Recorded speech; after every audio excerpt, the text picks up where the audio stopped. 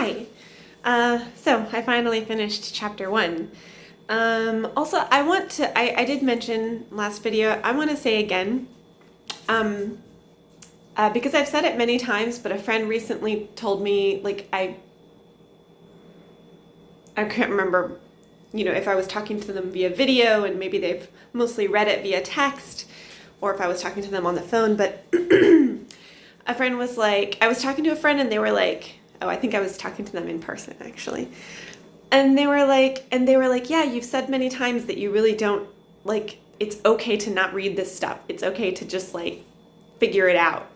It's not necessary to, like, drive yourself crazy, reading it. And my friend was like, okay, I get it. I think, they kind of expressed that they really saw that I really meant it. I wasn't just saying that. I don't know. I'm probably mischaracterizing exactly. I don't want them to, because they're probably going to watch this. And anyway, the point is I'm saying it again because I'm hoping to get the message through, okay, to everybody. You really don't need to read the book. It's wonderful if you read the book. Of course, you're going to get more, but sometimes more is too much, and I totally understand that. And so I'm trying to make these videos and do the Quizlet, and you can find a summary. Like I've said, on Course Hero, they have something that's not too long. And of course, David Harvey has a video. I'm following the David Harvey schedule, and so that kind of works well. David Harvey has both audio files and also video for his lectures about this. But they're pretty long, they're like an hour and 40 minutes. Okay. You can just do the summary, read the summary, and do the Quizlet, and then you can participate. You can just watch the video and do the Quizlet. I think the Quizlet is kind of, you kind of need to know the terms, because otherwise people are going to be throwing these terms around and you're going to have no idea what they're talking about. So I do kind of recommend the Quizlet. That does not mean my Quizlet is great, but anyway. Okay. So you don't need to read it. It's really fine. You can definitely participate in the Skype conversation group if you haven't read it. I'm not sure about the timing of the next Skype meeting. I'm hoping it's going to be Sunday at 6 p.m. Eastern Standard Time for the next meeting. That's 7 a.m. In Taipei. So sorry, other Taiwan residents. There's people in Europe who also want to join, so it's not easy to find a time. Okay, so last time I talked about parts 1 and 2 of chapter 1. Now I'm going to talk about parts 3 and 4. Part 3 is very long. A lot of part 3 is kind of giving lots of examples. Okay, so basically part 3 talks about commodities. Commodities have both a use value and they're made of something material. My coat, is made of cotton, and that material is inherent in that commodity. So it's not just about the use value. There's also a material structure to it, the natural form. Value is not inherent in a commodity. It's not inherent. This book is kind of explaining why, certainly in the first few chapters, it talks about why do we think that value is inherent in commodities? Why do we think diamonds are valuable? And of course, there's been a lot of talk about that. And so you might kind of have some answers for that. But it's really a problem of our thinking that we think that commodities have inherent value.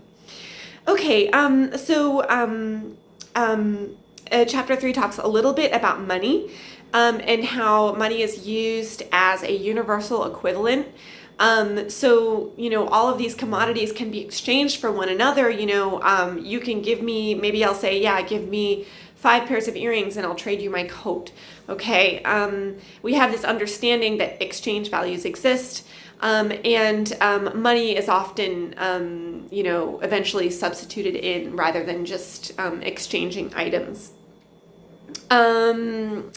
Chapter 3 talks about this equation of relative value versus equivalent value. So relative value is kind of is kind of like a material, and then equivalent value, this is my understanding, equivalent value is the material made into something. So relative value would be wood. You can go and buy wood. Wood is a commodity, but would be the relative value of a table. Okay, so this equation of relative value versus equivalent value, and talking about the relation of commodities between one another is discussed in chapter 3. Again, I said before, but again, value is not inherent in commodities. Value is just determined by social relations. We have all agreed that diamonds are worth a lot of money. Certainly the labor needed to find the diamonds and process them, is significant, but they're not, anyway, the value is determined socially. We can only find the value of something after it's compared with something else. So if I invent something new, we can't figure out what the value is until we compare it. So exchange value and value, they are found in comparison, not inherent in the object. Okay, part 4. Part 4 is talking about,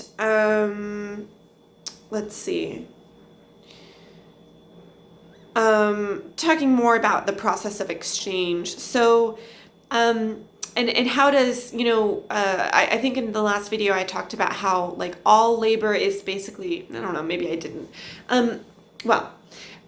Chapter 1, part 4 talks more about labor.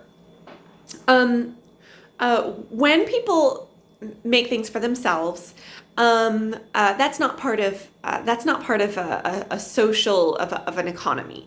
You can make things for yourself and not make commodities, okay? Which I believe I did mention last video. But when we start working and laboring for each other, then there becomes a social meaning, a social exchange form of labor, okay? So labor attains a social form, not just the form of, you expending it. And then when this happens, the commodities that you make with this social labor, they attain a dual nature, Marx says. So they have not just use value, but they also they are produced, and that production informs the exchange value. And so commodities have both use value and exchange value. These are two different values, two different kinds of value.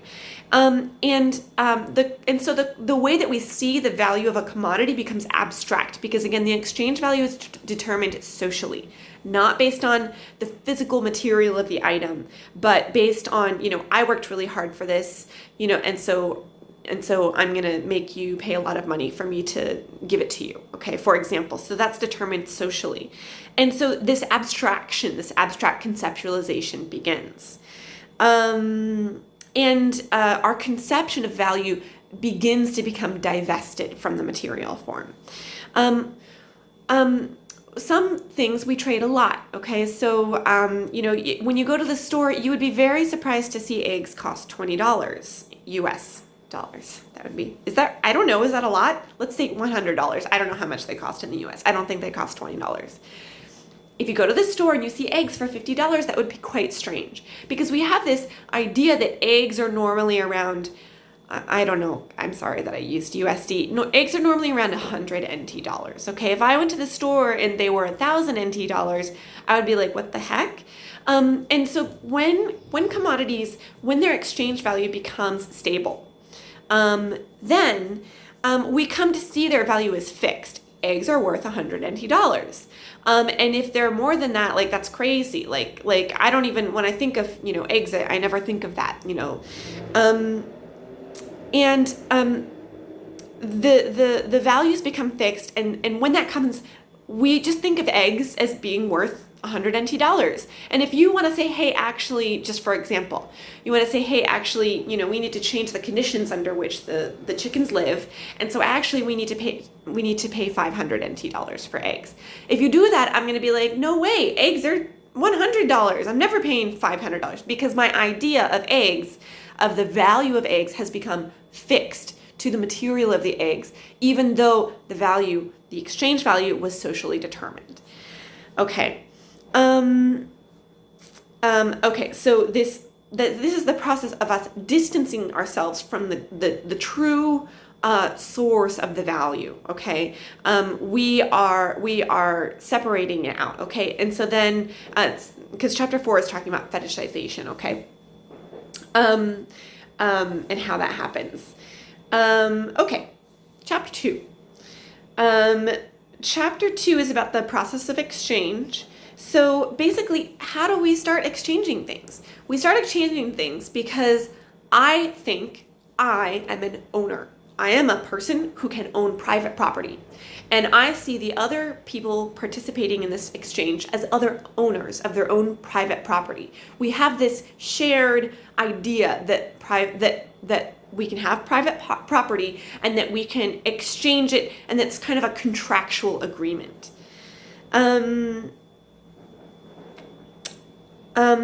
Why do we keep trading things? Because when you own something, if you are participating in this exchange, the commodities that you own don't have use value for you because you don't own them so that you can use them. You own them so that you can trade them with someone else to get money, to get something else that you need. But the reason that you have these items is not to use yourself. And so we begin this this community of exchange because we have all these owners who agree that there's private property and that you have to trade it from one person to another, and people are having commodities that actually they don't need, they don't really want, they actually just want to exchange them. Okay, and that's how exchange becomes a social phenomenon, becomes common. And then chapter 2 talks about money. How do we develop money? Marx says that we develop money in areas where there's a lot of exchange with different kinds of labor and different kinds of materials, so on our borders with other cultures. So Marx says that nomads are the people who first develop money because, of course, they're always being exposed to all of these other cultures, and so they need they need something, sort of a more kind of universal equivalent to be able to exchange these things so that they can take the things that they found in one culture and easily trade it with things in another culture. Otherwise, it's quite difficult for them to facilitate that exchange. And then in chapter 2, Marx talks about why do we usually use precious metals for money? Of course, other things can be used, but the sort of final form of money often becomes precious metals because you can cut it into many pieces, and each of those pieces is uniform. So each little piece of gold has the same material inside of it. So it's easily divisible, and it's also easily reassemblable, so you can actually put it back together also. Yeah, okay, so thank you very much, and I hope that you decide to join the video chat. We really just talk about things and ask each other questions and clarify stuff, and you're very welcome. And please let me know if there's anything you didn't like about this video. That's great. I'm very happy to hear it because I'm just doing this for helping people, and so I would like to help you more if I can. Thank you. Happy New Year.